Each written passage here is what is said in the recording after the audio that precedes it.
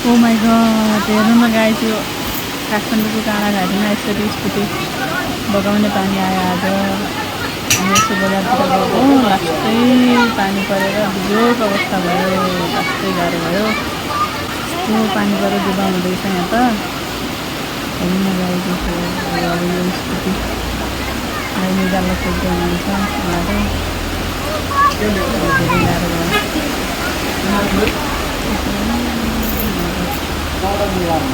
बचाउँ है गाइस, बर्खाको समय छ, बचाउँ। अलिकति सावधान अपनाउनुपर्छ।